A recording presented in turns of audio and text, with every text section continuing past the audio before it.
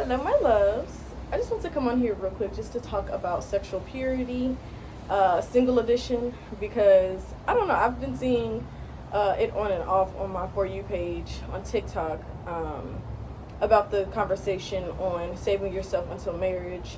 But this is coming from couples that have already done the do and are now wanting to be abstinent until, they tie the knot before, their families, God, and, everybody else.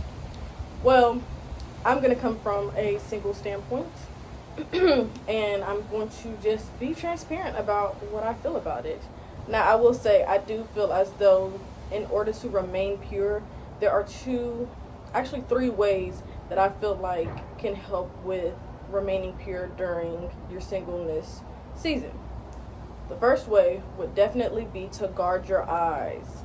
I don't know if y'all remember, but I remember for me back in elementary and middle school, I used to love the saying, the see no evil, hear no evil, say no evil. Y'all, that had me in a chokehold, okay? But I realized that is actually very true. And it's kind of how the scripture says, out of the abundance of the heart the mouth speaketh, or watch what you have in your heart, for it flows the issues of life. I will put those scriptures on the screen because I know I'm paraphrasing them. But I want us to guard our eyes, because nowadays everything is readily accessible online. Something that I do for myself and for my own, walk with the Father is I do my best to not get I don't scroll on Twitter heavily. And if I do, I make for sure that my algorithm is as clean as possible, because I know for me, I remember a few times I had to actually delete my Twitter account because it literally had some corn on it. Y'all know what word I'm saying. And that's just the reality of it. So being careful with that, being careful who you subscribe to, who you listen to. That's the second one, to who you listen to. Music nowadays, y'all, I literally cringe every single time I hear Sexy Red. And I could name so many other people, but for me, those people literally make me cringe. And I ain't even just talking about the women, I'm talking about the men too. For me, Kevin Gates really just be disgusting to me as well. And I be trying, y'all, but no, because I can control what I listen to, I don't listen to those people, because I know that it provokes a feeling in me that makes me want to do certain things. And the third way I would definitely say with guarding our hearts, because, not even just the music, actually, let me go back to the second one. Not even just with the music, but with who we're surrounding ourselves with. Because when I was younger, I remember a lot of people used to say, be careful on, the 5 people or the 4 people that you surround yourself with, or you're going to end up the 5th one just like them. Y'all, for the longest, I used to not subscribe to that because I was like, no, I can determine who I want in my life and what I allow to influence me. Y'all, now that I'm an adult, that is so true. That is so very true. And that was the harshest reality that I had to get to. But I'm glad that I did, because it helped me to see, most times than not, who we are surrounded with or by will influence us subconsciously. It's kind of like when you're around someone for so long, you start to pick up on their lingo.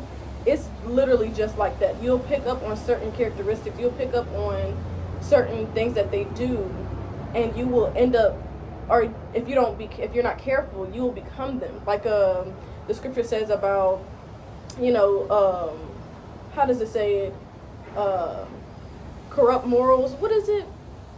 Yeah, I'm gonna leave it on the screen because I'm trying to remember what it is. And so corrupt morals, y'all, I'm gonna just put it on the screen because I can't remember what the scripture is. But when I put it, y'all gonna be like, oh, okay, yeah, that one. So yeah, for me, that would definitely be a factor as well, which is why right now in my life, I'm currently doing a lot of cleaning of like who I surround myself with completely, just because I don't think we realize the people that we talk to on a daily basis actually do influence us as much as we would like to not believe. But yes, people influence us. So yeah, like I said, guard your eyes. The movies that you watch, the people that you watch on YouTube, on these reality TV shows. Like, I don't even dive too much into reality TV anymore either. Um, and then secondly, like I said, who you surround yourself with and the music that you listen to. And thirdly, guarding your heart, because that flows the issues of life.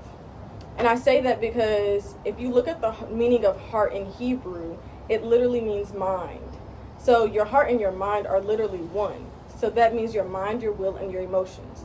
So if you're not guarding your eye gate or your ear gate, then that's going to go into your heart, and that's what you're going to receive. It's kind of like that quote I used to love. It says, actions become habits, habits become character, and it just goes over a list. If I can find the post, I'll post it on the screen. But that is something that I think at this time, as a body of believers, we have to do better at, is representing the faith in a more mature way.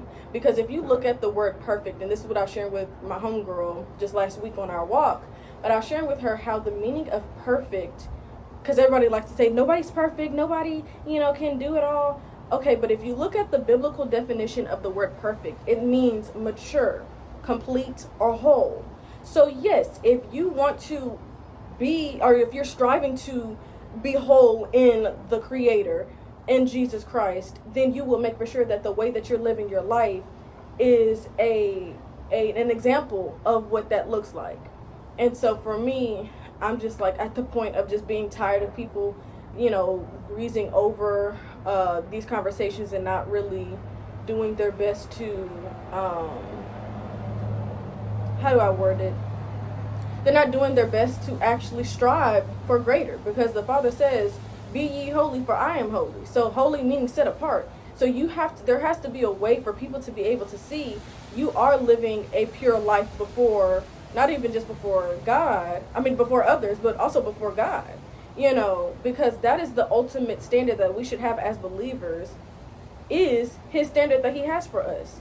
So this is just part one. I want to go into it more, because I'll share about, the different temptations that, I have had, and how the Father has helped me to resist them and to overcome them.